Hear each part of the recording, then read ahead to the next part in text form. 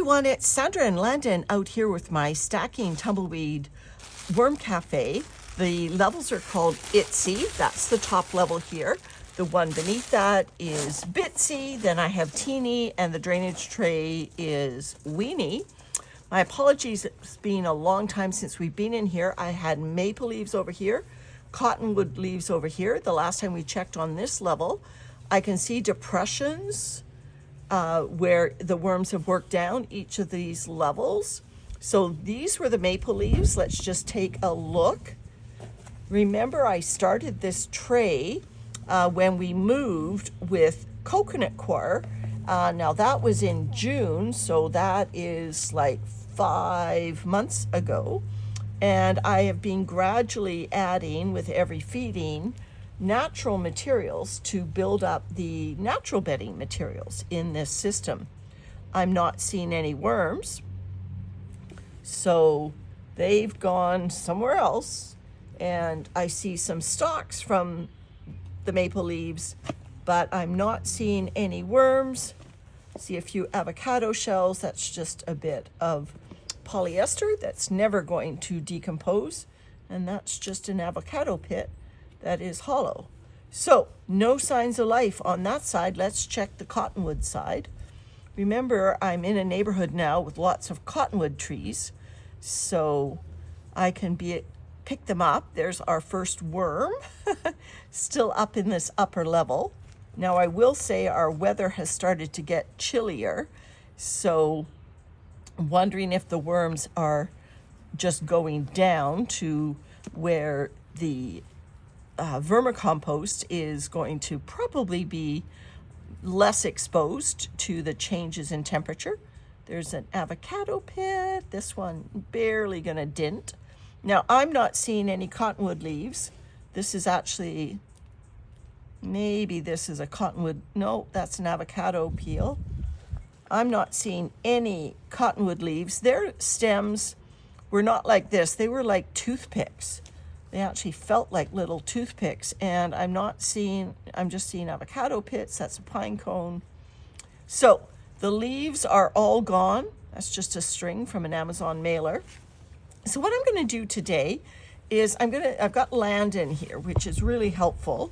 So I'm going to check down one level, and then I'm going to decide which level I'm going to try out another experimental bedding, which is something that I'm sure a lot of you can get your hands on these days, maybe at your market. Oh, there's a little tiny baby worm.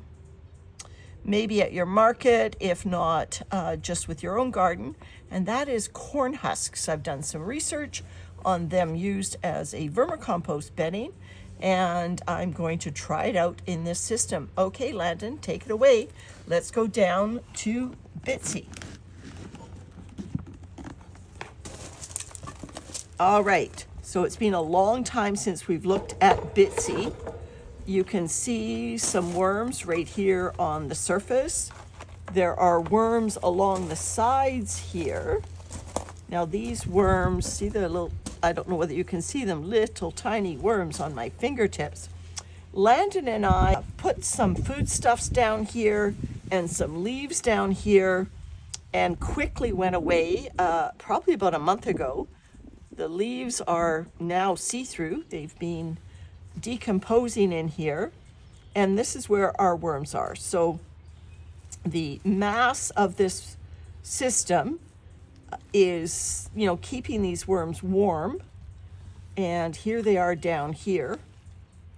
Now this is quite lower than this system can take. It's probably a good 3 centimeters lower than the system bedding could take.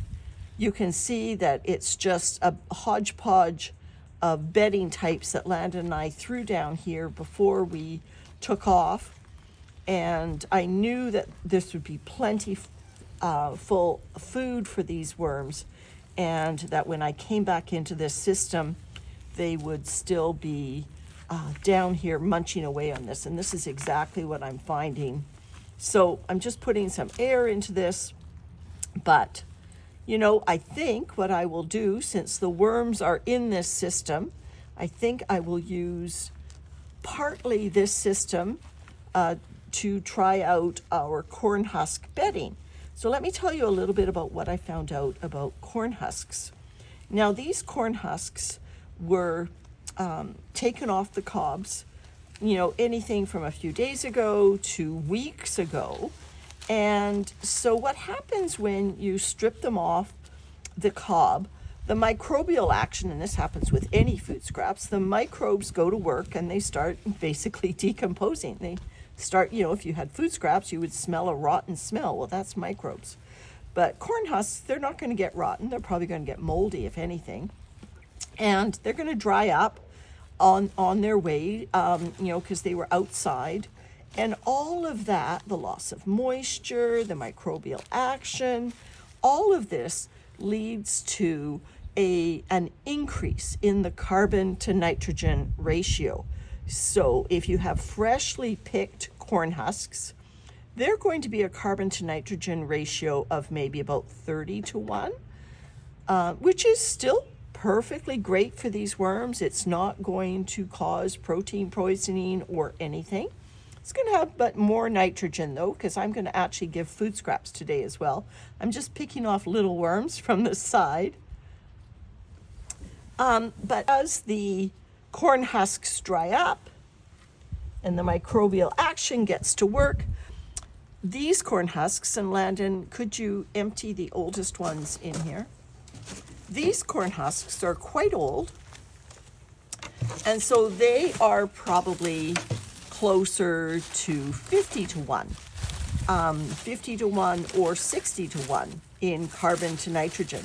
So they're going to take a while to decompose. They have less carbon in them than cardboard or wood shavings. So they're sort of an intermediary carbon, but it's a carbon, it's a brown for our worms, and it's one that is, at a market, you can find these under the fresh corn table and you could bring them home. If you wanted a bulk to bulk it up in your worm bins, look at this. This is fantastic. So I'm going to give half the corn husks here, and then we're going to go down a level and I'm going to give them more. But first I want to put some food on top because I'm going to treat this just like any other bedding. So talk about microbial action. This food has been sitting out, and although it's chillier today, not all of our temperatures have been chilly this week. And so this food has definitely started to decompose. So the more it decomposes before you feed it to the worms, the microbes go for the nitrogen. So your nitrogen levels drop, and that makes it less likely to, and the fungal dominance starts to build, which makes it less likely to lead to anything like anaerobic conditions or protein poisoning. I am going to give a good dose of eggshell grit. Look at the wind. There we go. Because I don't think I've treated this level before. So I'm just going to ask Landon to set this level aside, and let's go down to Teeny, which I don't think we've seen since our move. And here's Teeny. Lots of worms on the tumbleweed system. The worms can obviously crawl up in the bottom holes, up and down, up and down, up and down, but they can also crawl up along these sides, and I'm just getting them off the sides. That's just me being a good worm mama. I don't want them on the sides when we put the levels back together because I don't want any risk of them getting smushed. All right, so I've done most of them. Just run my fingers along, get them off the sides. There we go. Now, I have never fed this level.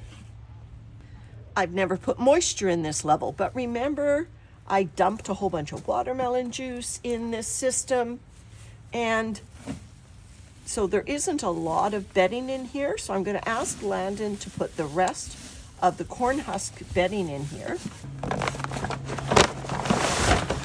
So this one actually is fresher. You see it's greener, and we're going to actually take these corn cobs out and we'll put them up top.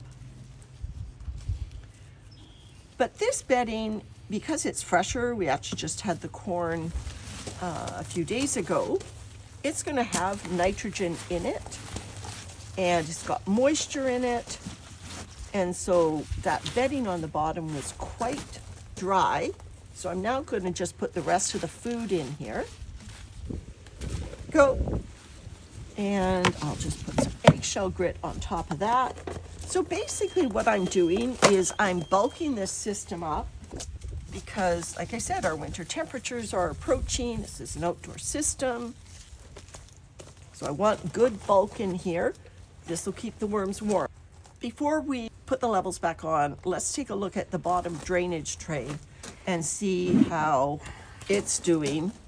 Yep, I always put carbon down here for these errant worms that do come down here. Landon and I are going to take a few minutes and we're going to take all these worms out of here and put them up a level, and then I'll bring you back when we're finished. So Landon and I picked up, probably 20 or so worms out of here. This is very dry, but they were in here clinging to the walls. So what I'm going to do is ask Landon to put Teeny back on. So he's going to put Teeny back on.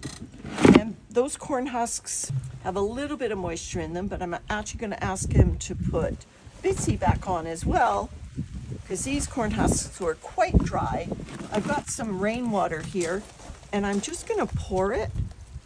And this is going to do several things. It's going to moisten these corn husks, but it's going to run through this tumbleweed system. We always leave the spigot open, and hopefully it will go down all the way to that bottom level. And that will add some much needed moisture to that lower level, because obviously worms are finding their way down there. All right, and now just the top level. Now, Itsy is really in need of a harvest. If you look at this, like I said, there were hardly any worms in here. So what we're going to do, that's just an elastic from some asparagus, is we're just going to lay those corn on the cobs on the surface here and see whether we can attract any worms.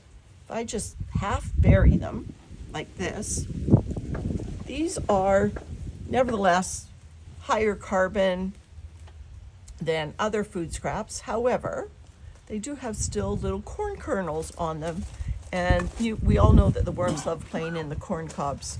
So when I come back and I check on Itsy, I'm hoping I'll be able to scoop up some worms under these corn cobs, harvest this top tray, and then check on how that corn husk bedding is doing.